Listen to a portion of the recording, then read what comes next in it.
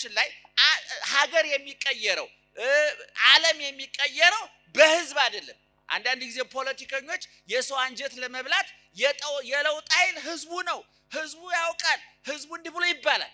እኔ ይገርመኛል። ጥቂት ሰዎች እነሱና የኦሮሞ ህዝብ ይሄን አይፈልግም፣ የአማራ ህዝብ ይሄን አይፈልግም፣ የትግራይ ህዝብ ይሄን አይፈልግም። የትግራይ ህዝብ፣ የኦሮሞ ህዝብ፣ የአማራ ሞፈር ቀንበር ጋር እየታገለ እንኳን የነሱን ዲስኩር ሊሰማና ሊያዳምጥ ራሱን የሚያዳምጥ እንደ ፓርላማ በጭብጨባ እንደ ስቴዲየም በቲፎዞ የሚሆን ነገር አለ። ጥቂት ሰዎች የሚነዱ የሚታረዱ ሊወጣም ላይወጣም ይችላል። ሰይጣኑ ግን ናውጣ እንለዋለን። እንግዲህ ሰይጣንም ምን ያህል ሐሞቱ እንደፈሰሰ ወኔ እንደከዳው የኛ መጫወቻ ሆኗል። እሱም ራሱ ይውጣ ይጣ አይታወቅም። እውነቱን ለመናገር ኢየሱስ ክርስቶስን ያደረገው ተአምር ሁለንተናዊ እንጂ የተቆነጠረ ተአምር አይደለም። መንፈስ ውጣ ናውጣ ናግባ እያል ምናልባት ከሌላው እየወጣኛ ላይ እየገባም እንደሆነ ማረጋገጫ የለም። ብቻ የሆነ ነገር እየተከናወነ ነው። አሁን እናንተ እውነቱን ለመናገር እንደው ቀበሌያችሁ ያለው የቀበሌው ሊቀመንበር ችግር ቢደርስበት እባክህ ጌታ ሆይ እንደው ችግሩን ፍታ ደብ ታመለክቱለታላችሁ? አታመለክቱ አይደለም። ለቀበሌው ሊቀመንበር ሚስት ለባሏ የምታመለከበት ጊዜ የለም አይደለም። እንደው ባልሻውን አምሽቶ ሲመጣ እየተንቀዠቀዠ ነው፣ አንዷ ጋር እየገለፈጠ ነው፣ እየገለበጠ እየጨለጠ ነው እንጂ ምንለው እኮ ኧረ ጌታዬ ግማሽ አካሌ ጠብቀህ አምጣልኝ እንላለን አንልም። አባቶቻችን ምን ይላሉ? እግዚአብሔርን ስጠይ ብለን እጃችን ዘርግተን ስንጸልይ ይላሉ በልባችን ሰጥቶኛል የሚል መጨመር አለብን። እግዚአብሔር አብርሃምና ሳራ ቤት ገብቷል ብሎ ማመን ሃይማኖት ነው። እኔም ቤት ይገባል ብሎ ማመን ግን እምነት ነው። አሁን አባ በእውነት ለኃጢአት የተመጣጣኝ ነው የሰጡኝ፣ ይህን ሁሉ ኃጢአት ሰርቼ 30 ብቻ ስገድ ይሉኛል። አሁን ለኃጢአት ገብተን ንስሐ ስንገባ ሂሳብ እያወራረድን ይመስላችኋል አንዳንድ ሰዎች። እግዚአብሔር ድንኳን ሰባሪ አይደለም፣ ሰብሮ አይገባም። ከተጠራ ግን አይቀርም። ሳይካትሪስት ጋር ሊሄድ ነው። ሳይካትሪስቱ ራሱ አንተን አማክሮ ራሱ ቁጭ ብሎ ሲጋጭ ነው የሚያደርገው። ይገርማችኋል። እሱም ችግር ላይ ነው። አንዳንድ ጠንቋይ ቤት እኮ ሰዎች ሲሄዱ ጠንቋዩ እናንተን አስተናግዶ እሱ ራሱ ሻል ያለ ጠንቋይ ፍለጋ ሄዳል። ይገርማችኋል። አሁን በእውነት እንደኔ አንዱ ሁሉ ኃጢአት ሰርቼ ይቅር ብሎኝ ይሆን? አይመስለኝ የሚል ሰው የለም አይባልም። በጣም ጸያፍ ነው።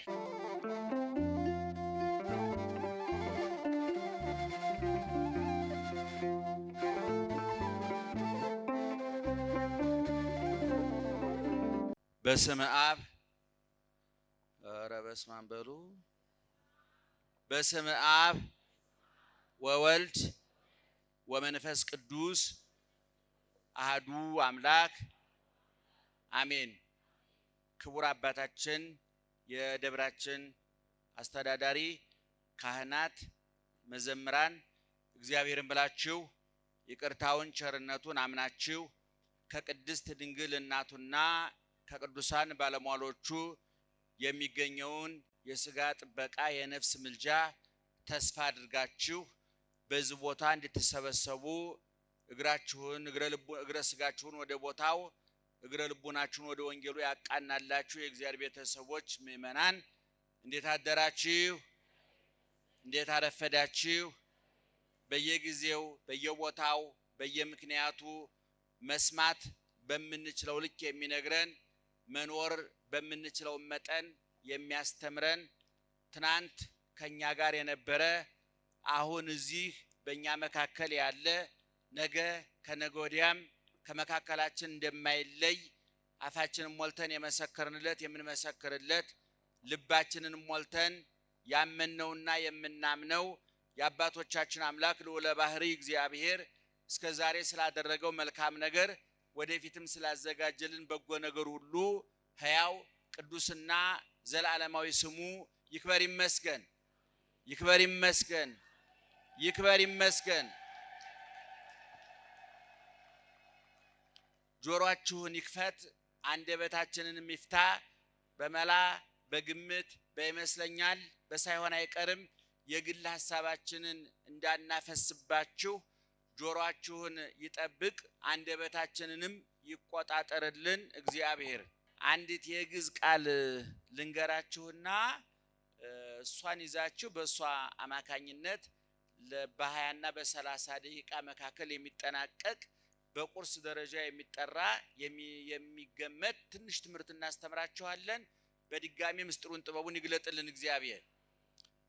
ኢትፍራህ በሉ። ኢትፍራህ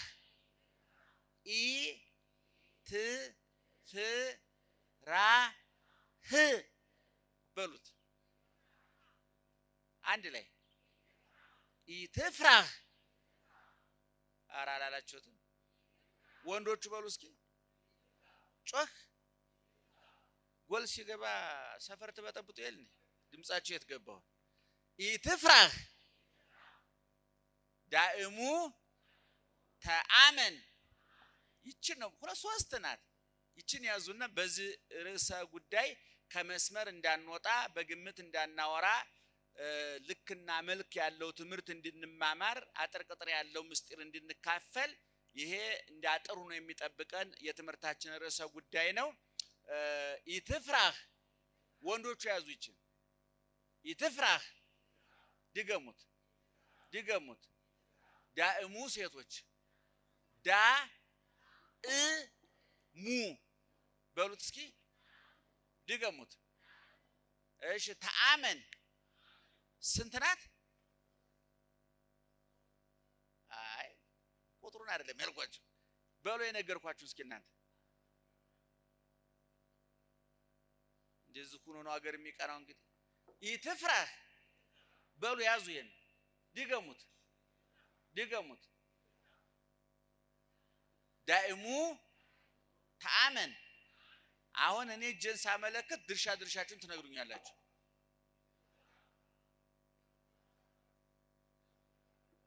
እንደዚህ አትናወጥ ማለት ነው። አያችሁ እንደው ወደፊት ጆሮ ቢከዳችሁ ውሃ በላችሁ። እሺ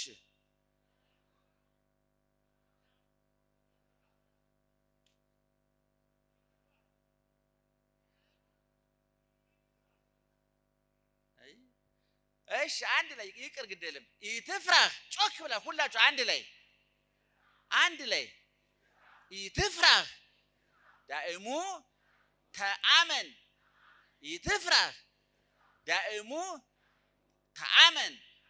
እመን እንጂ አትፍራ። ድገሙት። አትፍራ። እመን እንጂ አትፍራ። እመን እንጂ አትፍራ። እሺ ይሄ በማርቆስ ወንጌል ምዕራፍ 5 ቁጥር 36 ላይ የሚገኝ ኢየሱስ ክርስቶስ የተናገረው ትምህርት ነው። እንደ ሁል ጊዜ እንደምንነግራችሁ የኢየሱስ ክርስቶስ ትምህርት የተመጣጠነ ሰሚዎቹን የሚለውጥ የሚቀይር ለጆሮ ያልከበደ አእምሮ የማያስጨንቅ ሕይወትን የሚለውጥ ጥያቄ የሚፈጥር ብቻ ሳይሆን ጥያቄ የሚመልስ ችግር የሚጠቁም ብቻ ሳይሆን ለችግሩ መፍትሄ የሚሰጥ በሽታን የሚያብራራ ብቻ ሳይሆን ለበሽታው መፍትሄ መድኃኒት የሚያመጣ ለዋጭ ቀያሪ እንባባሽ ጥያቄ መላሽ ጉድለት ሞይ ትምህርት ነው የሚያስተምረው። እንደምታውቁት ኢየሱስ ክርስቶስ በምድር ላይ በትምህርት ደረጃ ያስተማረው 3 ዓመት ከ3 ወር ነው። በጠቅላላ በምድር ላይ የኖረው እድሜ 33 ዓመት ከ3 ወር ነው። እንደምታውቁት 33 ዓመት ከ3 ወር ረጅም የሚባል እድሜ አይደለም። እውነቱን ለመናገር የወጣትነት እድሜ ነው። ነገር ግን ኢየሱስ ክርስቶስ በምድር ላይ የኖረው የጊዜ ባለቤት የዘመን ባለቤት ማቱሳላ 969 ኖህ 950 አዳም 930 ዓመት እንዲኖሩ እድሜ የሰጠ እግዚአብሔር ወደ ምድር ሲመጣ ግን ራሱ ሰው ሲሆን ባጭር ቁመት በጠባብ ድረስ ሲወሰን በመካከላችን ሲገኝ ለነማቱሳላ አትረፍርፎ የሰጠውን እድሜ ለራሱ ግን 33 ዓመት ከ3 ወር ብቻ ነው የኖረው። ምክንያቱም የእድሜ መርዘም ስራ ካልተሰራበት ለውጥ ሊያመጣ አይችልም። ነማቱሳላ 969 ዓመት ኑረው እና አዳም 930 ዓመት ኑረው መከራ እንጂ ያተረፉልን በረከት ሊያመጡ አይችሉም። በመጽሐፍ ቅዱስ ጥቂት ኑረው ብዙ የሰሩ በተወሰነ ቦታ ኑረው ዓለምን የመሉ ብዙ ሰዎች አሉ። ዮሐንስ መጥምቅ 30 ዓመት ከ6 ወር ነው የኖረው። ቂርቆስ በ3 ዓመቱ ነው የሞተው። እነ ዮሴፍ እነ ቅዱስ ጊዮርጊስ በ23 ዓመታቸው ነው በሰማዕትነት ያረፉት። ብዙን ጊዜ የተትረፈረፈ የተንዘላዘለ እድሜ ካልታወቀበት ምሬት ብሶት ጭንቀት ይዞ ይመጣል። ከተጠቀሙበት ደግሞ አጭሩ እድሜ ለዘመናት የማይረሳ የሚታወስ ከትውልድ ወደ ትውልድ የሚሸጋገር ዘመን የማያስረጀው ጊዜ የማይለውጠው በቦታ በጊዜ በሁኔታ የማይገለበጥ የማይለወጥ ታሪክ ሰርቶ ይሞታል። ኢየሱስ ክርስቶስ ቅድም እንደነገርኳችሁ 33 ዓመት ከ3 ወር ነው የኖረው። ከዛ መካከል 30 ዓመቱን ያሳለፈው በዮሴፍ ከመቤታችን ጋር ነው። እንደተወለደ በ2 ዓመቱ ወደ ግብጽ ተሰደደ። 3 ዓመት ከ6 ወር በግብጽ ኖረ። ከዛ በኋላ ሀገሮ ናዝሬት ይላል። ናዝሬት ወደ ተባለችው ከተማ ኖረ ገባ። ከዛ በኋላ እንግዲህ 5 ዓመት ከ6 ወር በቤተልሔም በሌላ ቦታ አሳልፏል። በግብጽም አሳልፎ ከዛ በኋላ ያለውን ወደ 25 የሚጠጋ ዓመቱን እድሜውን ያሳለፈው በዮሴፍ ቤት ነው። እንዘይትእዘዝ ለአዝማዲሁ ደናደራችሁ እንዘይትእዘዝ ለአዝማዲሁ ወለይእቲ እሙ ለቤተሰቦቹ ለዮሴፍ ላሳዳጊ አባቱ ለታዛዥ አባቱ ለዮሴፍ ለወላጅ እናቱ ለድንግል ማርያም ውሃ እየቀዳ እንጨት እየሰበረ እንዘይትእዘዝ ለአዝማዲሁ ማለት ለዘመዶቹ እየታዘዘ ማለት ነው። መቼም ኢየሱስ ክርስቶስ ሰው በመሆኑ ለእግዚአብሔር ሊነገሩ የማይገባቸውን ቃላት ለእግዚአብሔር ሊነገሩ የማይገባቸውን ስራዎች እንዲነገሩ አድርጓል። ተራበ፣ ተጠማ፣ ተሰደደ፣ ጾመ፣ ጸለየ፣ ሰገደ፣ ፈራ፣ ሞተ፣ ተገነዘ፣ ተቀበረ ለእግዚአብሔር ባህሪ የሚስማሙ ቃላት አይደሉም። ይሄ ሰብአውያን ቃላት ናቸው። ለአዳማዊ ጠባይ ለሔዋናዊ ፍጥረት የሚስማማ ነበር። ነገር ግን እግዚአብሔር እኛን ከመውደዱ የተነሳ የፍቅር ጠርዝ የፍቅር ዳርቻ እስከየት ድረስ እንደሆነ ለማሳየት አጥጋቢው እግዚአብሔር ተራበ፣ የሚያረካው እግዚአብሔር ተጠማ፣ የማይወሰነው እግዚአብሔር ተወሰነ፣ የማይጾም የማይጸልይ ለጾምና ለጸሎታችን ዋጋ የሚከፍል እግዚአብሔር ራሱ ጾመ፣ ጸለየ ተብሎ ተነገረለት።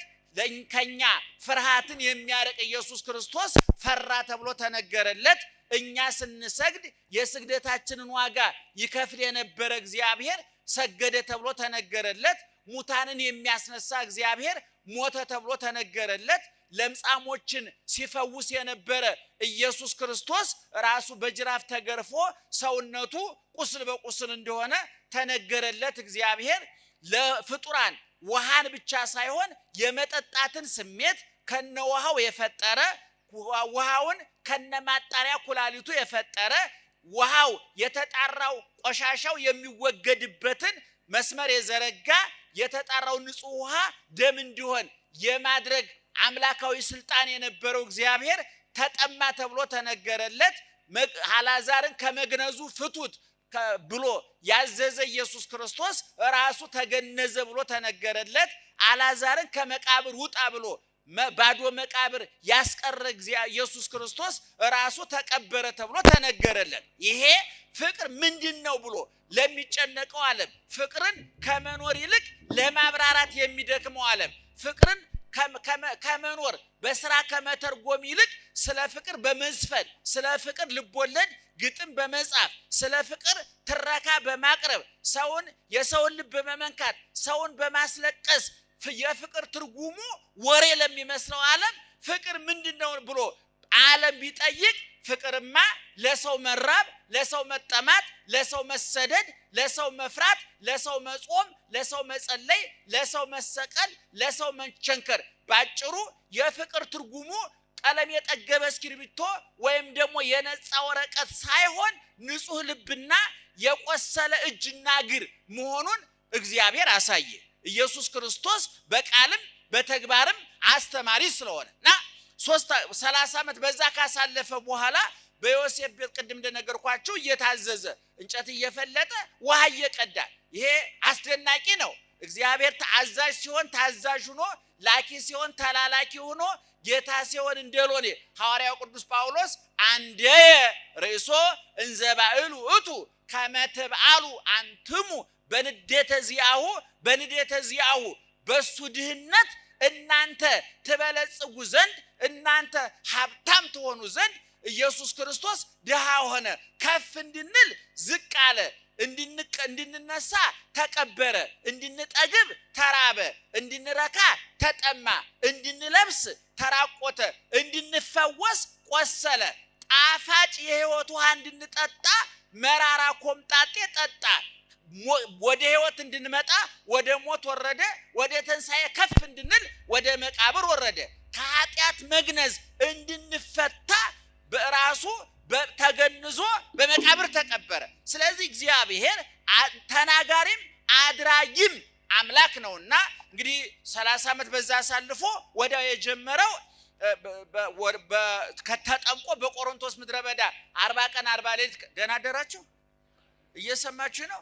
40 ቀን 40 ሌሊት ከጾመ በኋላ ወዲያው ስራ ነው የጀመረው። ስራ ሁለት አይነት ነው። አንደኛው በሶስት ልንከፍለው እንችላለን። አንደኛው ማስተማር ነው። ሁለተኛው ተአምራት ማድረግ ነው።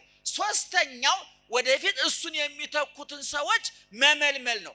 በግብርም ለጊዜው በእግር የሚከተሉት ለፍጻሜው በስራ በግብር የሚመስሉትን እሱ የኖረውን እየኖሩ ያስተማረውን እያስተማሩ በቃልም በተግባርም እሱን የመሰሉ ሰዎች መምረጥ ነበር።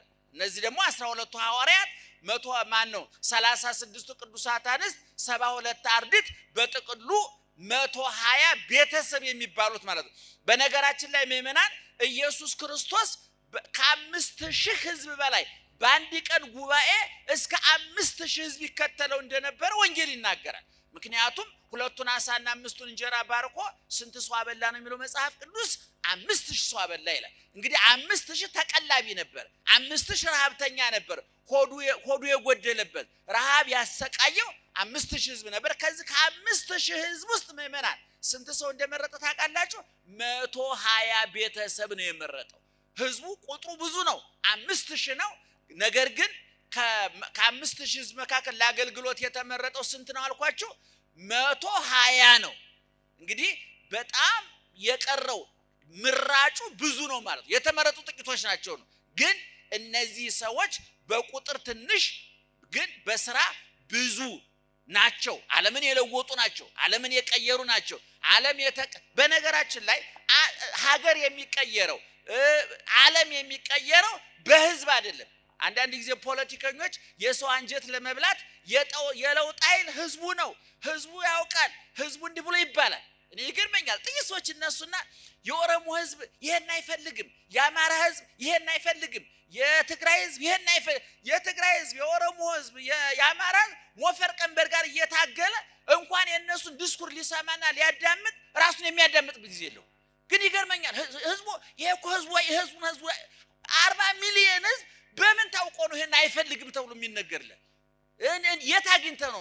ብዙን ጊዜ ማታለያ ማጭበርበሪያ የህዝብን ስነ ልቡና መብያ ነውና አገር የሚለወጠው በህዝብ አይደለም። ያን እናንተ ለማታለል የምንናገረው አገር የምትለወጠው በጥቂት ልባም ሰዎች ነው፣ በጥቂት አስተዋይ ሰዎች ነው።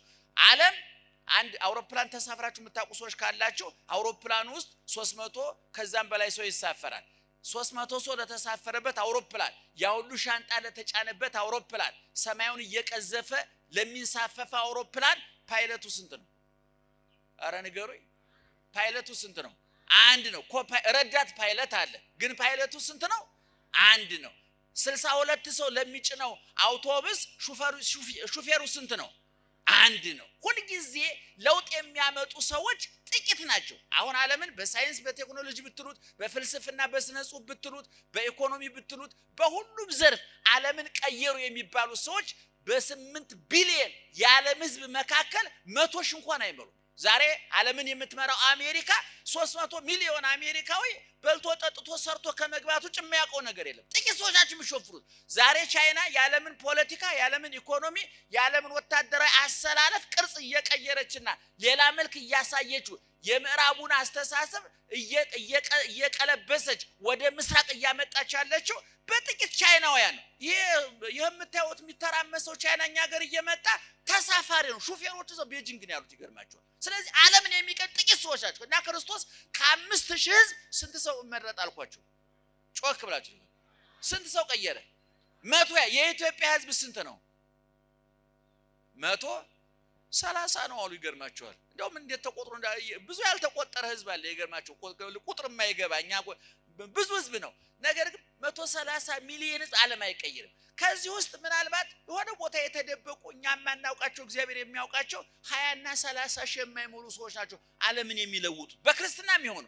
በክርስትና እንደ ፓርላማ በጭብጨባ እንደ ስቴዲየም በቲፎዞ የሚሆን ነገር አለ። ጥቂት ሰዎች የሚነዱ የሚታረዱ የሚገፈፉ የሚገረፉ ሆዳቸውን የተቆጣጠሩ ስሜታቸውን የተቆጣጠሩ ሆዳቸው ያልተጫናቸው ስሜታቸው የማይነዳቸው ህሊናቸው የሚገዛቸው ይሄን ዓለም ትተው ግዙፉን ትተው ረቂቁ የሚታያቸው ጊዜያዊውን ትተው ዘላለማዊ የሚታያቸው እዚህ ምድር ላይ ቁጭ ብለው ቀራንዮ መስቀሉን የሚያዩ ክርስቶስን በመስቀል ላይ ቁስሉን ከነፍቅሩ የሚያዩ በሰማይ ክርስቶስን ጌትነቱን ከነክብሩ የሚያዩ በቀራንዮ መስቀሉን ሲያዩ መከራው በሰማይ ዙፋኑን ሲያዩ ክብሩ የሚታያቸው የቀራንዮን መከራና የመንግስተ ሰማያትን ተስፋ አጋብተው ጽድቅን የወለዱ ቅድስናን የወለዱ ልባም ሰዎች አሉ። ጥቂት ሰዎች አሉ። እነዚህ ልብላ ልጠጣ ልልበስ ላመንዝር ልስገብገብ ሊድላኝ ይመቸኝ የሚለውን ስጋዊ ፍላጎታቸውን በክርስቶስ መስቀል ምላጭነት ገርዘው የጣሉ የክርስቶስ ቁስል የሚጠዘጥዛቸው የጠጣው ሐሞትና ኮምጣጤ የሚያንገሸግሻቸው እጆቹና እግሮቹ ላይ ያሉ ችንካሮች እነሱ አካል ላይ እንደገቡ እያንገበገቡ እየጠዘጠዙ እረፍት የነሷቸው ምግቡና መጠጡን የተጸየፉ ተርላ ደስታውን የተጸየፉ የውበት ሽልማቱን ግምጃውን አውራጃውን አራግፈው የጣሉ ጥቂት ሰዎች አሉ። እነዛን የመረጠው ጌታ እነዚህ ሰዎች ቅድም እንደተናገርኩት እና አንደኛው ሰው መምረጥ ነው ብያቸዋለሁ። ሌላው ተአምራት ማድረግ ነው እና ቅድም እመን እንጂ አትፍራ ብለን የጠቀስነውን ጥቅስ 3 ዓመት ከ3 ወር በሚያስተምርበት ጊዜ የተናገረው ነው። እንግዲህ 3 ዓመት ከ3 ወር ደህና አደራችሁ? እየሰማችሁ ነው? በደንብ ስሙ። 3 ዓመት ከ3 ወር ጌታ 3 ነገር አድርጓል። አንደኛ ጥልቅ ትምህርት አስተምሯል። ሁለተኛ ድንቅ ተአምር አድርጓል። ሶስተኛ በጎ ስራ ሰርቷል። ኢየሱስ ክርስቶስ በ3 ማህበራዊያን ጉዳዮች ላይ ተገኝቷል። 3 ማህበራዊ ጉዳይ በሚከናወንባቸው ቦታዎች ላይ ተገኝቷል። ዛሬ እኛም የምንገኝባቸው አንደኛ ሰርግ ቤት ተገኝቷል። ሁለተኛ ለቅሶ ቤት ተገኝቷል። ሶስተኛ በሽተኛ ለመጠየቅ በሽተኞች ባሉበት ቦታ ተገኝቷል። ኢየሱስ ክርስቶስ ቅድም እንደነገርኳችሁ የማያደርገውን አይናገርም፣ የተናገረውን አያስቀርም። በጸጸት እንደው ሞቅ ብሎን እኛ አንዳንድ ጊዜ የማናደርገውን እየተናገርን ለሰዎች ተስፋ እየሰጠ ሰዎችን እናሸማቅቃለን፣ እናሳዝናቸዋለን። ኢየሱስ ክርስቶስ ይናገራል፣ ያደርጋል እና ከትምህርቱ መካከል ቅድም እንዳልኳችሁ ትምህርቱና ተአምራቱ የተያዘ ነው። የኢየሱስ ክርስቶስ ተአምራት የሚዳሰስ የሚጨበጥ የሚታይ ነው። የሐዋርያት ተአምር ዛሬ ብዙ ተአምር ተደረገ ሲባል እንሰማለን። ብዙ በቤተ ክርስቲያንም ያሉ በሌሎችም ያሉ ተአምር ተደረገ ሲባል እንሰማለን። ነገር ግን የሚደረጉት ተአምራት ኢየሱስ ክርስቶስም ሆነ ሐዋርያት ካደረጓቸው ተአምራት ወጣ ያሉ ናቸው።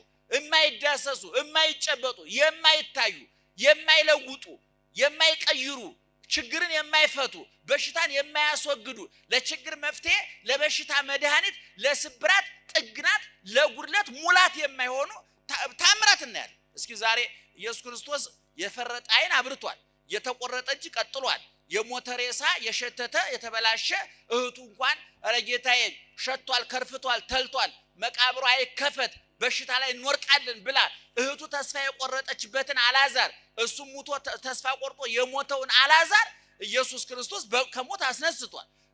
በደረቅ ግንባር ዓይን ፈጥሯል። 38 ዓመት አልጋ ላይ ተጣብቆ የነበረውን ሰውዬ ካልጋ ላይ ገላግሎታል። ደም ሲፈሳት የነበረችውን ሴትዮ ደሟን አድርቋል። ወገቧ ጎብጦ ታስራ የነበረችውን ሴትዮ 18 ዓመት ሙሉ ከምትሰቃይበት በሽታ ፈቷታል። በጣም ብዙ ተአምራት አድርጓል። ዛሬ በእኛ በጥምቀት ቦታም ስትሄዱ በአጥማቂዎችም ስትሄዱ ኢየሱስ ክርስቶስ ካደረገው ተአምራት አንዷ ላይ ብቻ ነው የተንጠለጠል ነው። የቷ ላይ ነው? ሰይጣን እናስወጣለን ነው። ይሄኛው ደግሞ በጣም ጥሩ ነገሩ ምንድነው? የሚታይ ማረጋገጫ የለውም። ሊወጣም ላይወጣም ይችላል ሰይጣኑ፣ ግን ናውጣ እንለዋለን።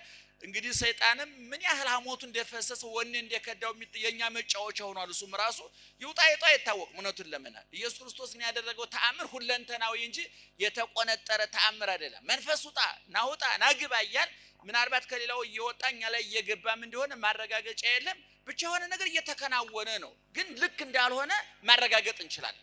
እና ኢየሱስ ክርስቶስ በሚያስተምርበት ዘመን አንድ ሰው መጣና ሰውየው ልጁ ሙታበታለች።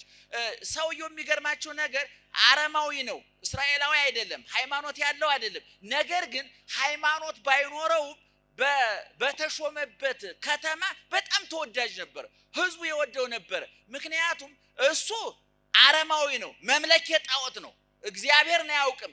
ነገር ግን እስራኤላውያን እግዚአብሔርን የሚያመልኩ ስለነበረ እኔ ባላመልክበትም ምን አገባኝ ሳይል ማምለኪያ ቦታ ምኩራብ ይሰራላቸው ነበር። እንግዲህ ባጭሩ ሙስሊም ሆኖ ቤተክርስቲያን የሚያሰራ ማለት ነው፣ ወይ ክርስቲያኑ መስጊድ የሚያሰራ ባለስልጣን ማለት ነው። በነገራችን ላይ ምእመናን አንድ ሰው ባለስልጣን ሲሆን፣ አንድ ሰው ሐኪም ሲሆን፣ አንድ ሰው ሾፌር ሲሆን፣ አንድ ሰው ነጋዴ ሲሆን ሃይማኖት አይኖረውም። ምን ለማለት ነው የፈለኩት? አንተ ሱቅ ከፍተህ ሱቅህ ላይ እቃህን መሸጥህን እንጂ የሚሸጥህልን ሰው ሃይማኖቱን፣ ጠባዩን፣ ፖለቲካዊ አመለካከቱን፣ ኢኮኖሚ አቅሙን ማጣራት አለብህ። ንገሩኝ እስኪ አለባችሁ? ለምሳሌ እኔ አንተ ሱቅ ከፍት ገብረ ማርያም ነህ፣ መሐመድ መጥቶ ቢገዛህ ግንባሩ ላይ መሐመድ የሚል ጽሑፍ አለ፣ ከድጃ የሚል ጽሑፍ አለ። እንደገና መሐመድ ሱቅ ቢከፍት ወልደ ማርያም ገብረ ማርያም ሄዶ ቢገዛ ይታወቃል? አይታወቅም። እኔ አሁን የምናያቸው በጣም የተበላሹ ከዜግነት ከእምነት ከሰብና ጋር አብረው የማይሄዱ አሰራሮች እንመለከቱ። ይሄ በጊዜ መታረም አለበት። ሙስሊሙ ሱቅ ሲከፍት ለሙስሊሙ መርጦ የሚሸጥበት፣ ክርስቲያኑ ሱቅ ሲከፍት ለክርስቲያኑ መርጦ የሚሸጥበት እኔ ከዜግነትም ከእምነትም ከሰብናም ጋር የተጣላ ሰይጣናዊ ሐሳብ ዲያብሎሳዊ እቅድ መርዝ በህብረተሰባችሁ እየተዘራ ነው ብዬ አምናለሁ። እናንተም ታውቁታላችሁ። አሁን ይሄ መቶ አለቃው ክርስቶስ ልጁን ከሞት ያስነሳለት ሰውዬ በጣም ደግ ሰው ነው። እምነቱ ግን አረማዊ ነው፣ እስራኤላዊ አይደለም። ይገርማል። እነዚህ ሰዎች ግን ህዝቡ ልጁ ሞተችበት፣ ሰውየው ልጁ ስትሞትበት ሂደው ለጌታ እባክህ ጌታ ሆይ ልጁን አስነሳለት፣ ብዙ ስራ ሰርቶልናል፣ ማምለኪያ ቦታ ሰርቶልናል፣ ፍርድ አያጓድልም፣ ደሃ አይበድልም፣ እባክህ ድረስለት ብለው ለመኑለት። ለማን የለመኑለት? ንገሩኝ። አሁን እናንተ እውነቱን ለመናገር እንደው ቀበሌያችሁ ያለው የቀበሌው ሊቀመንበር ችግር ቢደርስበት እባክህ ጌታ ሆይ እንደው ችግሩን ፍታ ደብ ታመለክቱለታላችሁ? አታመለክቱ። አይደለም ለቀበሌው ሊቀመንበር ሚስት ለባሏ የምታመለክበት ጊዜ የለም። አይደለም እንደው ባልሻውን አምሽቶ ሲመጣ እየተንቀዠቀዠ ነው፣ አንዷ ጋር እየገለፈጠ ነው፣ እየገለበጠ እየጨለጠ ነው እንጂ ምንለው እኮ ኧረ ጌታዬ ግማሽ አካሌ ጠብቀህ አምጣልኝ እንላለን? አንልም። የተበላሸ አስተሳሰብ እና እነሱዎች ሄደው ለጌታ አመለከቱ። ሰውየውም በሌላ በኩል ደግሞ እሱም እነሱን ተከትሎ ሄዶ ጉዳዩን እንትን አለ። መሀል ላይ ግን ሰዎቹ ምን አሉ? ኢታጻመው ለሊቅ እንግዲህ ሰው ሴት ልጅቱ ሙታለች፣ እሱ ባይደክም የሚል ደግሞ ሌላ አዳካሚ ሰው መጣ። ከበኋላ ጌታ ምን አለ? ይትፍራህ ዳይሙ ተአመን፣ እመን እንጂ አትፍራ። አሁን እሱ ሰውየው የሰዎቹ ዓላማ ልጅቱ ከሞት እንድትነሳ እንድትፈወስ ታማለች ተብሎ ነው ሄዶ። በሰዎቹ ሂሳብ በሰዎቹ እምነት ጌታ የታመመ ማዳን እንጂ የሞተ ማስነሳት የሚችል አልመሰላቸው። ጌታ ግን አይዞህ እመን እንጂ አትፍራ፣ መፍራት የለብህም እመነኝ ብሎ ያዕቆብን ዮሐንስን ጴጥሮስን ይዞ ሄዶ ብላቴናዋን አስነስቶ ለአባቱ አስረከበ። ባጭሩ ጊዜያችን ለመቆጠብ ያህል ልጅቱን ከሞት አስነሳት፣ ለአባቱ አስረከባት። ኢየሱስ ክርስቶስ አምላክነቱን ጌትነቱን ፍቅሩን ርህራሄውን አሳየ ነው። ባጭሩ ምእመናን እዚሁ ጠቅለል አድርገን እንድናየው የምንፈልገው አትፍራ ነው የሚለው። በመጽሐፍ ቅዱስ ጌታም ሆነ መላእክት ወደ ሰው ሲላኩ የመጀመሪያ ስራቸው ሰውየውን ከፍርሃት መገላገል ነው። የዚህ አይነት ምንባቦች ብዙ ቦታ እናገኛለን። ለምሳሌ መጀመሪያ የሰው ልጅ በገነት በሚኖርበት ጊዜ መቼ ነው መፍራት የጀመረው ሲባል ሕጉን ካፈረሰ፣ ትእዛዙን ከጣሰ፣ ታማኝነቱን ካጎደለ፣ አልጠግባይነቱ፣ ስግብግብነቱ፣ ያለኝ ይበቃኛል ባለማለቱ የፈጠረበትን ጫናና ጭንቀት መቋቋም ባለመቻሉ የፈራው ፍርሃት ነው። ፈርቶ አዳም የበለሱን ፍሬ ከበላ በኋላ ቁጥቋጦ ውስጥ ተወተፈ ነው የሚለው። እግዚአብሔር ግን መጥቶ አዳም የት ነው ያለኸው አለው። ምንድነው ያለው ታዲያ አዳም ሲመልስ ጌታዬ ፈርቼ በገነት እንጨቶች መካከል ተወትፌያለሁ አለው። እና የፈራው ለምንድን አዳም የፈራው ትእዛዝ አፍርሶ ነው። አዳም የፈራው ሕግ ጥሶ ነው። አዳም የፈራው አታድርግ የተባለውን በማድረጉ ነው። ከዛን ጊዜ ጀምሮ እንግዲህ የሰው ልጅ ፈሪ ሆኗል። በብዙ ቦታ ዳንኤልን መልአኩ መጥቶ አትፍራ ብሎታል። በሐዲስ ኪዳን በተለይ አትፍሩ፣ አትፍራ፣ አትፍሪ የሚሉ ብዙ ቃላት ናቸው።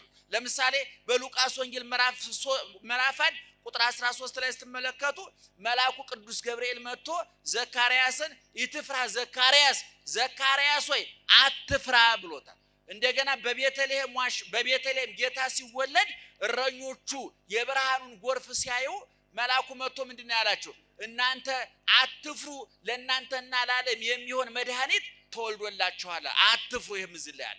እንደገና ጌታ ከመቃብር ከተነሳ በኋላ ወደ መቃብር የገሰገሱትን ሴቶች በዛ በጨለማ በሴትነት አቅማቸው በድቅድቅ ጨለማ ወደ መቃብር ለገሰገሱ ሴቶች መልአኩ ምንድነው ያላቸው? እናንተስ አትፍሩ፣ የተሰቀለውን ክርስቶስ እንደምትፈልጉ አውቃለሁኝና አትፍሩ አላቸው። እንደገና ቅዱስ ገብርኤል ወደ እመቤታችን መጥቶ ምንድነው ያላት? ይትፍሪ ማርያም ሆይ ምን አትበይ አትፍሪ ነው ያላት። ሰው ፍርሃት የተጠናወተው መቼ ነው? ፈጣሪውን ማመን ሲያቆም፣ በስራው እምነት ሲያጣ፣ በራሱ እምነት ሲያጣ። እንደው ዛሬ እኮ ምእመናን ጤናችን ያስፈራናል። አሁን ውስጣችን ምን በሽታ ይኖርብኝ ይሆን? ምን ልጆቼ ምን ይበሉ ይሆን? ትዳሬ ይቀጥል ይሆን ወይ? የሀገሪቱ ሰላም፣ የሀገሪቱ ፖለቲካ፣ የሀገሪቱ ኢኮኖሚ፣ የራሳችን ጤንነት፣ የልጆቻችን ጤንነት ሰው እንዴት ዛሬ ሲሆን እንዴት ነገ ያስፈራዋል ሰው። አሁን እኮ ሰው ነገን እየፈራ አሁን እዚህ ውስጥ ነገ የሚናፍቀው ሰው አለ? እስኪ ንገሩኝ። ነገ ይናፍቃችኋል? ብዙዎቻችን አይናፍቀንም። ምክንያቱም እንደውም ባለፈው አንብቤያለሁ አንድ ጋዜጣ ላይ የዛሬ 3-4 ዓመት ኑሮ እንዴት ነው ሲለው ከነገ ይሻላል አለ ይባላል። ደህና ዋላችሁ? ከመቼ ይሻላል? ከነገ ይሻላል። እንግዲህ ሰው ጤነኛ የሚባለው ዛሬ ላይ ቆሞ ወደ ኋላ ትናንትናን ሲገመግም በትዝታ ወደፊት ነገን ሲያልም በተስፋ ባለኝታ የዛሬውን ደግሞ በትጋት በንቃት ሲፈጽም ነው። ሰዎች ከትናንትናም ተፋተዋል፣ ከዛሬም ተጣልተዋል፣ ከነገም ተሰላችተዋል። ሰው አትፍራ የሚለው ጌታ እመን ነው በቃ። ምክንያቱም የጊዜ ባለቤት ማን ነው? የሁኔታ ባለቤት ማን ነው? ሐዘኑን በደስታ ጉድለቱን በሙላት መቃብሩን በትንሳኤ ሞትን በሕይወት ብርሃንን በጨለማ ጭንቀትን በመፍትሄ በሽታን በመድኃኒት እርቅን በሰላም ጥላቻን በፍቅር መተካት የሚችለው ማን ነው? እግዚአብሔር ይለውጣል አይለውጥም? ይቀይራል አይቀይርም? ይሄንን እንመን ነው። አያችሁ አሁን ይህ ሰውዬ ልጁ ሙታበታለች፣ ልጅ ትነሳለች ብሎ ማመን አልቻለም። ጌታ ምን አለው? አትፍራ እመን። በመጽሐፍ ቅዱስ ያለ እምነት እግዚአብሔር ማስደሰት አይቻልም ተብሎ ተጽፏል። ሐዋርያው ቅዱስ ጳውሎስ በዕብራውያን 11 ቁጥር 6 ላይ ወዘ እንበለ ተአምን ወሰ እይትካል ያስምርው ለእግዚአብሔር፣ ያለ እምነት እግዚአብሔር ማስደሰት አይቻልም። በማርቆስ ወንጌል ምዕራፍ 9 ቁጥር 23 ላይ ደግሞ ኩሉ ይትካል ለዘየአምን፣ ለሚያምን ስንት ይቻላል? ስንት ይቻላል? ሁሉ ይቻላል። ያመነ ሰው የማይችለው የለም። ያመኑ አባቶቻችን ከፍል ውሃ አምልጠዋል፣ በብሉይ ኪዳን ከነደደ እሳት አምልጠዋል። ያመኑ አባቶቻችን እሳት ነበልባሉን አብርደዋል፣ የተራበውን አንበሳ አሰግደዋል፣ የኢያሪኮን ግንብ ንደዋል፣ የኤርትራን ባህር ከፍለዋል፣ መና ከደመና አውርደዋል፣ ውሃ ካለት አፍልቀዋል። አባቶቻችን በማመናቸው ድንጋዩን ዳቦ ውሃውን ወተት አድርገዋል፣ ጨለማውን ብርሃን አድርገዋል፣ ኃያላን ጉልበተኞችን ድል ነስተዋል። ማንን በማመናቸው? እግዚአብሔርን በማመናቸው። ስለዚህ ኢየሱስ ክርስቶስ ምን አለ? አትፍራ እመን አለ። ምእመናን እንመን። ጸሎታችን ለምን አልተሰማም? እምነት ስለሌለን ፈሪዎች ስለሆን። አሁን ጸሎት ሲጸለይ ሶስት ነገር ያስፈልጋል። አንደኛ እምነት ያስፈልጋል። አባቶቻችን ምን ይላሉ? እግዚአብሔርን ስጠይ ብለን እጃችን ዘርግተን ስንጸልይ ይላሉ በልባችን ሰጥቶኛል የሚል መጨመር አለብን። እግዚአብሔር እኛ በአፋችን ስጠን እያልን ነው አይደለም? በልባችን ግን ምን ብለን ማመን አለብን? ሰጥቶናል። እንደተቀበላችሁ ቆጥራችሁ ጸልዩ ነው በማቴዎስ ወንጌል ምዕራፍ 20 ላይ የተናገረው። እንደተቀበላችሁ ቁጠሩ። ስለዚህ ጸሎታችን እምነት ይጎለዋል። እምነት ማለት እግዚአብሔር አለ ብሎ ማመን ማለት አለ። እግዚአብሔር ያደርጋል፣ ይሰራል። ሁልጊዜ እንደምንላችሁ እግዚአብሔር አብርሃምና ሳራ ቤት ገብቷል ብሎ ማመን ሃይማኖት ነው። እኔም ቤት ይገባል ብሎ ማመን ግን እምነት ነው። እግዚአብሔር አልዓዛርን ከሞት አስነስቷል ብሎ ማመን ሃይማኖት ነው። እኔንም ከኃጢአት አልጋ ያስነሳኛል፣ ከኃጢአት መግነዝ ይፈታኛል፣ እንባዬን ያብስልኛል፣ ጥያቄን ይመልስልኛል። አብርሃም ቤት የገባ እግዚአብሔር የኔን ቤት አይጸየፍም። አልዓዛርን ከሞት ያስነሳ እግዚአብሔር እኔም የሞተ ሕሊናዬን የረከሰ ሰውነቴን የመነቸከ የቆሸሽ አይምሮዬን ያነጻልኛል፣ ይለውጠኛል ብሎ ማመን አለበት። አንዳንድ ጊዜ እኮ ንስሐ ገብተን እኮ ይቅር ብሎናል ብለን ለማመን እኮ ይቸግረናል አይደለም? አንዳንድ እናቶች አባቶች አሉ ንስሐ ሲገቡ ንስሐ አባታቸው ጋር ሄደው ይሄን አጥፍቻለሁ ይሄን በድያለሁ ብለው ይናገራሉ። የንስሐ አባት አቅማቸውን አመጣጥኖ አቅማቸውን አይቶ የጤንነታቸውን የገንዘብ አቅማቸውን ብዙ የሚታዩ ጉዳዮች አሉ። ንስሐ ለመስጠት ዝም ብሎ ስለመጣ አይሰጥም እና የንስሐ አባት የሰውየውን አቅም ያይና ግደለህም አንተ ትንሽ ጾም፣ ትንሽ ጸሎት፣ ትንሽ ምጽዋት፣ ትንሽ ስግደት ይበቃል ሲባል እናንተ ምንድነው የምትሉት? አሁን አባ በእውነት ለኃጢአት የተመጣጣኝ ነው የሰጡኝ፣ ይህን ሁሉ ኃጢአት ሰርቼ 30 ብቻ ስገድ ይሉኛል። አሁን ለኃጢአት ገብተን ንስሐ ስንገባ ሂሳብ እያወራረድን ይመስላችኋል አንዳንድ ሰዎች። ይህን በደንብ ማወቅ አለባችሁ። ኃጢአት ሰርተን 30 ስንሰግድ በቃ የኃጢአታችን ዋጋ 30 ነው እያልን አይደለም። ይቅር ባይ ማን ነው? ንገሩኝ። ይቅር ባይ ማን ነው? ይቅር የሚለን ስለ ጾምን ነው? ስለ ጸለይን ነው? ስለ መጸወትን ነው? ስለ ሰገድን ነው? አይደለም። እሱ ስለሚወደን ይቅር ማለት ይቅር ይለናል።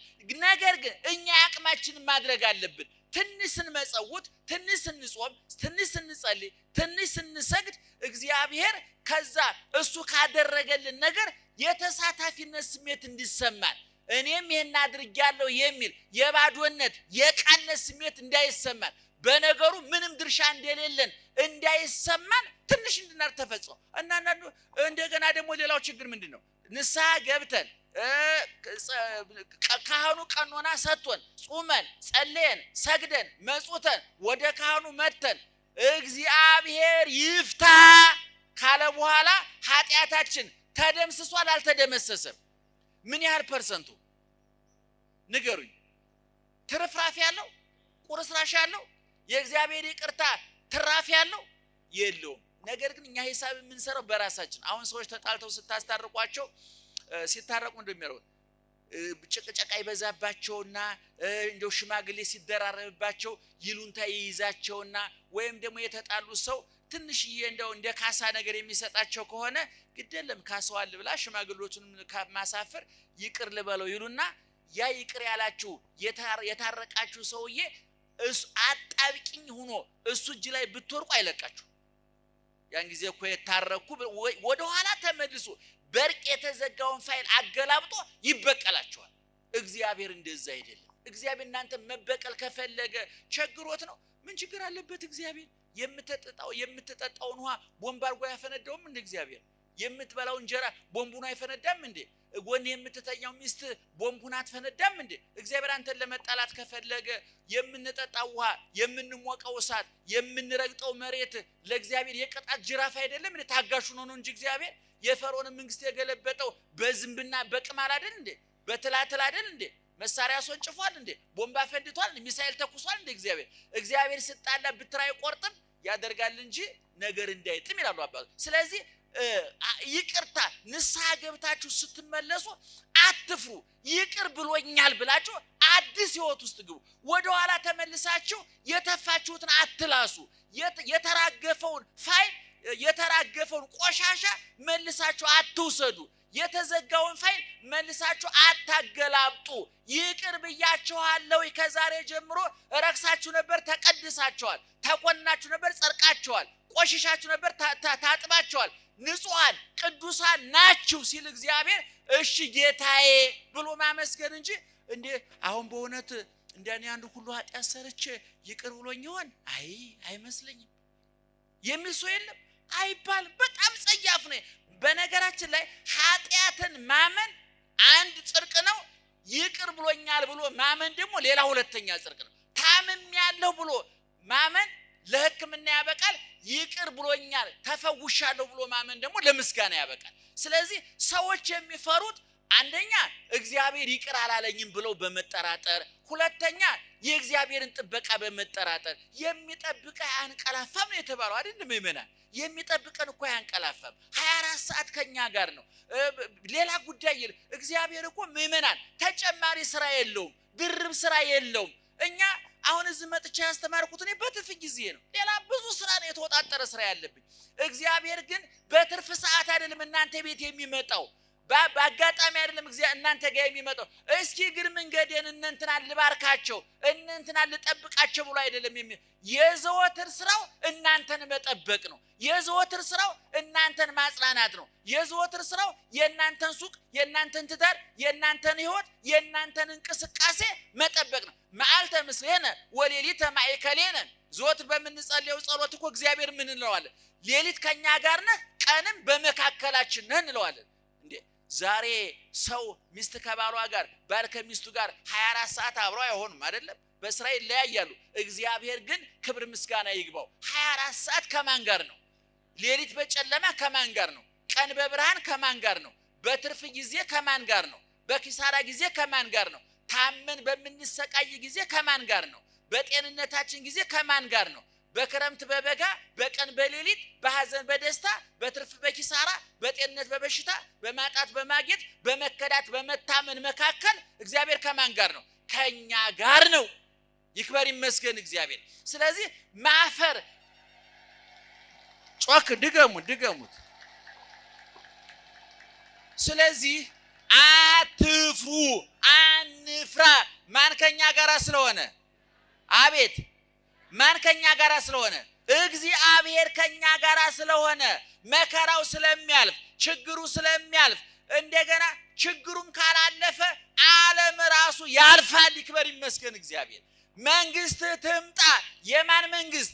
የእግዚአብሔር መንግስት። ከዚህ ዓለም ነፃ የምንወጣበት፣ ጨለማው የሚገፈፍበት፣ ሞት የሚሻርበት፣ መቃብር ባዶውን የሚቀርበት፣ ችግራችን የሚፈታበት፣ ቀንበራችን የሚሰበርበት፣ ሰንሰለታችን የሚቆረጥበት ዘመን ይመጣል። ማን ከኛ ጋር ስለሆነ? እግዚአብሔር ከኛ ጋር ስለሆነ። ስለዚህ ኢየሱስ ክርስቶስ ምን አለ? እመን እንጂ አትፍራ። ጤንነታችሁ አያስፈራችሁ፣ ትዳራችሁ አያስፈራችሁ፣ ንግዳችሁ አያስፈራችሁ። አንዳንድ ጊዜ ሱቅ ገብታችሁ የንግዱን መቀዛቀዝ አይታችሁ፣ የእቃውን አለመሸጥ አይታችሁ ልጆችን ምን ላበላቸው ይሆን? ምን ላለብሳቸው ይሆን? ነገ ምን ይፈጠር ይሆን? ዛሬ ምን ይደረግ ይሆን ብለ ተጨንቃችሁ አልነበረም? አይገባም። ማን ከኛ ጋር ስለሆነ? እግዚአብሔር በነደደ እሳት ውስጥ ሆነው አባቶቻችን አልፈሩም። ለአንበሳ ተጥለው አልፈሩም። በድቅድቅ መከራ ውስጥ ነው አልፈሩም። ማን ከነሱ ጋር ስለነበረ? እግዚአብሔር ከነሱ ጋር ስለነበረ ኢየሱስ ክርስቶስ አመን እንጂ አትፍራ ነው። ወደ ቤቱ ገሰገሰ። ያ ቤት እኮ ንፍሮ ሊበላበት፣ ድንኳን ሊተከልበት፣ እንባ ሊፈስበት፣ ጩኸት ሊሰማበት፣ እግዚአብሔር ያጽናችሁ ከዳግም መከራ ይሰውራችሁ ሊባሉ ነበር ወላጆች። እናትና አባት ልብ አድርጉ። እናት አባት ሙቶ ማልቀስ ወግ ነው። ልጅ ሙቶ ማልቀስ ግን መከራ ነው አይደለም? አባትና እናት እግዚአብሔር ያጽናችሁ ሊባሉ፣ ንፍሮ ሊበላበት ቤቱ፣ ድንኳን ሊተከልበት ቤቱ፣ እንባ ሊፈስበት ቤቱ፣ ሐዘንተኛ ሊንጋጋበት ሊጎደጎድበት ነበር ቤቱ። ኢየሱስ ክርስቶስ መጣና የሞተችውን አስነስቶ ንፍሮውን በምስጋና ድንኳኑን በእልልታ ሞላው። እግዚአብሔር ቀየረው፣ እግዚአብሔር ለወጠው። እግዚአብሔር አትፍሩ ማለት ይሄ ነው። አሁን ለቅሶው ወደ ሳቅ፣ ሐዘኑ ወደ ደስታ፣ ሞቱ ወደ ህይወት፣ መቃብሩ ወደ መዝናኛ ቦታ ተለወጠ። ማን ስለመጣ? እግዚአብሔር ስለመጣ። ወዳጄ ወደ ቤት ይመጣል እግዚአብሔር፣ ወደ ትዳርሽ ይመጣል እግዚአብሔር፣ ወደ ንግድ ይመጣል እግዚአብሔር፣ ወደ ቢሮ ይመጣል እግዚአብሔር። ነገር ግን ወደ ቤት ወደ ንግድ እንዲመጣ ንግድ ቦታ የምትሰራው ምንድነው? ወደ ቢሮ እንዲመጣ ቢሮ የምትሰራው ምንድነው? ወደ ትዳርሽ እንዲመጣ ትዳር ውስጥ የምትሰራው ምንድነው? እግዚአብሔር ድንኳን ሰባሪ አይደለም፣ ሰብሮ አይገባም። ከተጠራ ግን አይቀርም። ሁልጊዜ የምጠቅሰው ጥቅስ አለ።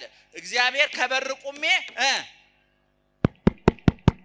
ቁሜ አንኳኳለሁ ሰብሬ እገባለሁ ይላል አለ። ምን አለ? ማንም ድምፄን ሰምቶ የሚከፍትልኝ ቢኖር እገባለሁ። ኧረ እገባለሁ ብቻ አይደለም፣ ከሱ ጋር ምን አደርጋለሁ? ምሳ ቁርስ ምን እበላለሁ? እራት የሚበላው መቼ ነው? ማታ ምሽት ነው። እድሜ ሲመሽብን፣ በንግድ ላይ ሲመሽብን፣ በትዳራችን ሲመሽብን፣ በኢኮኖሚ በፖለቲካው ሲመሽብን፣ በየተሰማራንበት መንገድ የጨለመ ሲመስለን፣ ድንግዝግዝ ሲውጠን፣ መያዣ መጨበጫው ሲጠፋን፣ መውጫ መግቢያው ሲጠፋን፣ ዘመድ ጤና ገንዘብ ሲከዳን፣ የያዝነው እያመለጠ የሰበሰብነው እየተበተነ ሲያስቸግረን እግዚአብሔር በር ያንኳኳል። ነቃ ብሎ መክፈት የኛ ስራ ነው። እግዚአብሔር ይገባል አይገባም? ይገባል። ገብቶ ከኛ ጋር ምን ያደርጋል? እራት ይበላል። እራቱ ምን አይነት ነው? ቆሎም፣ ቂጣም፣ ክትፎም ቁርጥም ሊሆን ይችላል። እግዚአብሔር ካንተ ጋር እራት እበላለሁ ማለት ምንድነው ታውቃላችሁ? እራትህን እባርክልሃለሁ፣ እንቅልፍህን እባርክልሃለሁ፣ ለጥ ብለህ እንድተኛ አደርግሃለሁ። ምክንያቱም ምእመናን ለስላሳ አንሶላ ለእንቅልፍ ዋስትና ነው? ንገሩኝ እስቲ። ምቹ ፍራሽ ለእንቅልፍ ዋስትና ነው? ውድ አልጋ ለእንቅልፍ ማረጋገጫ ነው? ሙቅ ብርድ ልብስ ለእንቅልፍ ማረጋገጫ ነው? የተዋበ ያጌጠ የተንቆጠቆጠ ምኝታ ቤት፣ ውብ መጋረጃ ያለው ሽቶ የተረጨበት ወለሉ የሚያምር ምኝታ ቤት ለእንቅልፍ ማረጋገጫ ነው? አይደለም። እንቅልፍ የሚተኛው ብርድ ልብስ አንሶላ አይደለም፣ ይሄ ነው የሚተኛው። ይታያችኋል? እንቅልፍ የሚተኛው ማን ነው? ይሄ ነው። ከዚህ በታች ያለውማ መጋዘን ነው። ተውት። ሆድ እኮ መጋዘን ነው። የበላችሁት ማታ ለምሳሌ ራስ ስትበሉ በምን ይገባል? ባፋችሁ ይገባል አይደል? የት ነው የሚከማቸው? አሁን ማታ ግጥም አርጋችሁ በልታችሁ እያቃሰታችሁ ተኝታችሁ እናንተ በልታችሁ መጋዘኑን ቆልፋችኋል። መጋዘኑ እኮ ሌሊት ስራ ላይ ነው አይደል? ማታ 3 ሰዓት ተኝታችሁ 8 ሰዓት ስትነቁ ያ ሞልቶ የነበረ ኮድ ምን ሆኖ ታገኙታላችሁ? ፋብሪካው ስራ ላይ ነበር እናንተ ተኝታችሁ። ወፍጮ ቤቱ ተከፍቶ ጨጓራ እየፈጨ ነበር። ደም ህዋሳት ስራ ላይ ነበር። እንዴት አይነት ድንቅ አምላክ መሰላችሁ የምናመልከው! እኛ ተኝተን የኛን ስራ የሚሰራ አይገርማችሁም? እኛ ተኝተን እኛ እኮ በልተናል አይደለም? ቁርጡን በልታችሁ ክትፎውን ጥብሱን ሁሉ አከማሽታችሁ አግበስብሳችሁ አስገብታችሁ እየጨነቃችሁ ትንሽ እንቅልፍ እንዲወስዳችሁ ብቻ እኮ ነው የሚያስፈልገው። እንቅልፍ ሲወስዳችሁ እግዚአብሔር ስራ ላይ ነው አይደለም? አቤት እስራ ላይ ነው። ያን ይፈጨዋል፣ ያስተካክለዋል። ስለዚህ አንፍራ፣ አንጨነቅ። ማን ከኛ ጋር ስለሆነ ርዕሱን አንድ ጊዜ በሉትና እንጨርስ። ርዕሱን የትምህርቱ ርዕስ ምን ነበር? ድገሙት። የማርቆስ ወንጌል ምዕራፍ 5 ቁጥር 36 ላይ ነው ያለው። ሙሉ ሐሳቡ ከቁጥር 21 ጀምሮ ነው ያለው። እቤታችሁ ገብታችሁ አንብቡ። ሁሉ ጊዜ እናገራለሁ። ማታ እንደው እንቅልፍም ቢያለኝ ስገላበጥ አደርኩኝ። የእንቅልፍ ኪኒን ልውጥ ነው፣ ሳይካትሪስት ጋር ልሄድ ነው። ሳይካትሪስቱ ራሱ አንተን አማክሮ ራሱ ቁጭ ብሎ ሲጋጭ ነው የሚያደርገው። ይገርማችኋል። እሱም ችግር ላይ ነው። አንዳንድ ጠንቋይ ቤት እኮ ሰዎች ሲሄዱ ጠንቋዩ እናንተን አስተናግዶ እሱ ራሱ ሻል ያለ ጠንቋይ ፍለጋ ሄዳል። ይገርማችኋል። የዓለም ጠባይ የሆኑ እናንተን ያከማችሁ ዶክተር እኮ በሌላ ቀን ደግሞ ሻል ያለ ዶክተር ፈልጎ፣ ኧረ ዶክተር እዚህ ጋር ሞኛል። ዶክተሩ ራሱ እኮ ነው። ለዶክተሩ ዶክተር ያስፈልገዋል፣ ለጠንቋዩ ጠንቋይ አለበት። አያችሁ። ለኛ ግን በእግዚአብሔር ግን እግዚአብሔር አለበት። የመጨረሻ ውሳኔ ሰጭ ማን ነው? እግዚአብሔር ነው። ስለዚህ መፍራት መጨነቅ አይገባም። ህይወትን የሚመራ ማን ነው? እግዚአብሔር ነው። ተረጋግታችሁ ኑሩ። ግን እግዚአብሔር ወደ እናንተ እንዲመጣ በራችሁን ክፈቱ፣ ሱቃችሁን ክፈቱ፣ ቢሮአችሁን ክፈቱ።